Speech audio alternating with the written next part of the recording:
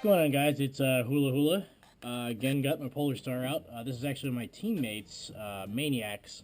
Just gonna get ready for his CQB debut using high pressure air instead of an AEG. So what we're gonna do, I'm just gonna show you real quick before I get into it. What I'm doing is rewiring the FCU to go into the Handgrip with a small Lipo battery instead of going out the front and the back. So you have basically unlimited options when it comes to rails or stocks. So I've already removed the solenoid line here and the first screw in the front, and just unscrewing the front nozzle cover. And what I've already done, I've actually already lubed this up, but I just wanted to show you. Blue nozzle, which is the stock nozzle that comes with it, and you can see the grease on it. It is pretty thick, almost looks like a honey. And what's recommended by Amped Airsoft and by Polar Star is to use the Dow 33 grease on it. It's a non-swelling silicone-based grease that helps, stays really thick and stays on there, so you don't have to lube it until about every 50,000 rounds. Now, what I've used actually and found out is right here, this factory team diff fluid, which is for RC cars and trucks. It's a 30,000 weight fluid. It's 100% silicone, no distillates, nothing in it. It's just silicone oil. However, it is insanely thick. And this is what I'm using on it right now, and it actually lubricates the O-rings really well and helps keep that air seal on the front nozzle. So, also to kind of go over a theory of, for anybody who had any questions. With this nozzle right here, this is how you actually control the DN setting on the gun, which is how long the nozzle gets pulled back and then fires forwards. When you can set your rate of fire, and you can adjust for slower feeding or faster feeding mags. So your DN setting comes from your rear solenoid here, comes up to this line, and when this line energizes, has air pushed through it, it pulls the nozzle back. When it pulls the nozzle back, a spring inside of it pushes it back forward, lets you fire. Now, in theory, with a friend of mine, we were talking about increasing the rate of fire on a Polar Star because people have been claiming really, really high rates of fire, but just with FCU tuning and the stock PSIs that are allowed on these builds, really not really getting past 43 to 45 rounds a second. So getting up, into the 70 rounds a second range, where everybody's been claiming on Polar Stars, but never actually shown any videos or any kind of proof to it. Let's see if we could actually do it. So what we're talking about is actually using a heavier spring inside the nozzle to push the nozzle forward faster, because that's the one setting you can't control on the Polar Star, is how fast the nozzle returns.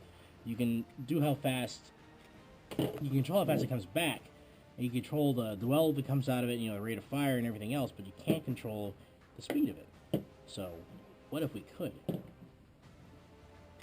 So I'll get that back in there, put this back together. And what I've done is actually taken the FCU wiring out of the gearbox shell here, fusion engine shell.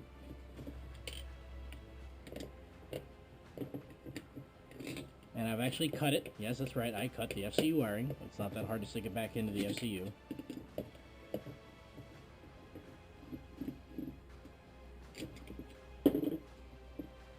And I've run the wiring down here, straight through the hand grip next to the 6mm air tubing that comes with the Polar Star.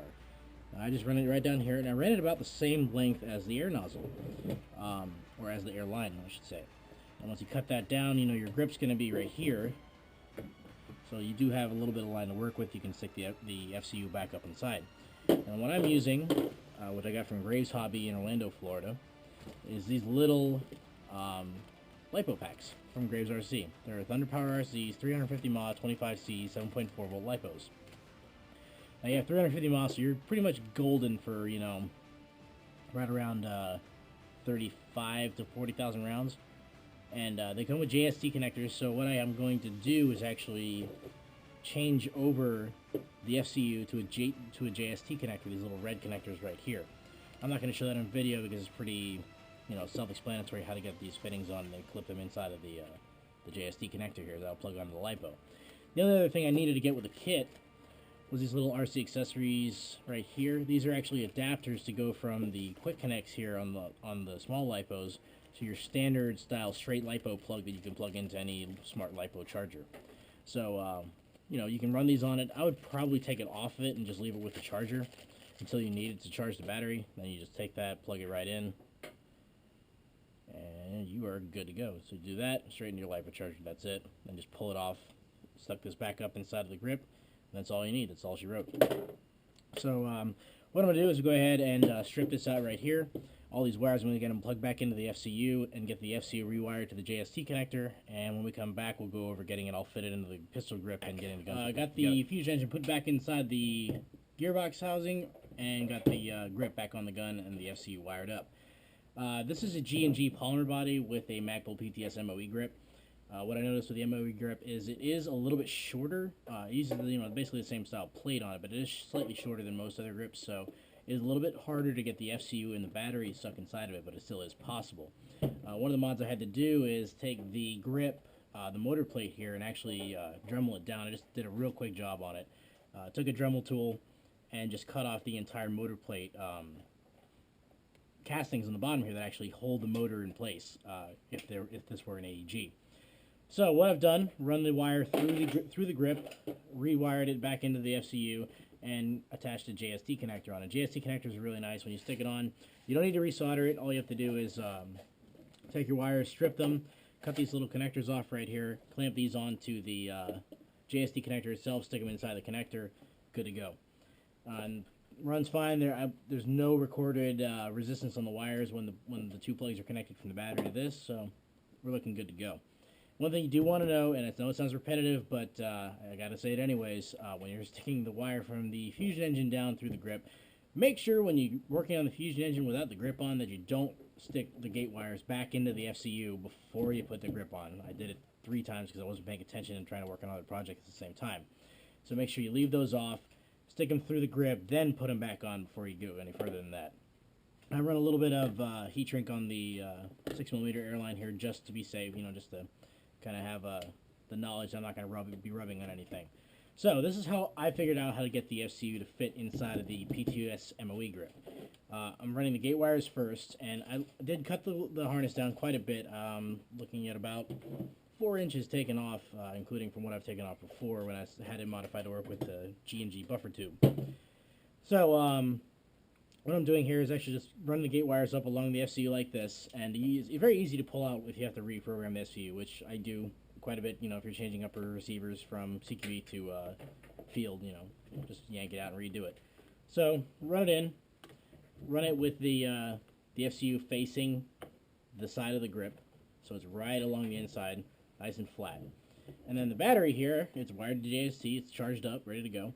Just plug that onto the connector here. As you can see, FCU is good to go. It's set on shot, safe, ready to program if you need to. So we'll stick this back up inside of here. Now you want to try and keep the wire centered if possible. And what you have to do is these FCUs have this the plastic shrink on the end of them. You do have to bend it down just a little bit to get it to fit. So get your wires bent around. Then I run this big battery right in front of it and slide it right here. And then just tuck the JST connector up around the side of it. So now with that on it, you still have your tube in the middle, and you still have your space on the sides. Remember what I said about bending this down? You have to get this plate on here first. So run that on. Make sure this is shoved in nice and strong. Like I said, it's not exactly the easiest thing in the world to do. And you can be a bit rough with it. The FCU's end piece can handle it. So get that on there. You have to excuse my teammate. He's sniffling in the background. He's allergic to me. Sorry. So, tighten that up right there. I have the other screw somewhere else, but just for reference purposes right now, we'll just do that. Actually, I'm going to use that one right there.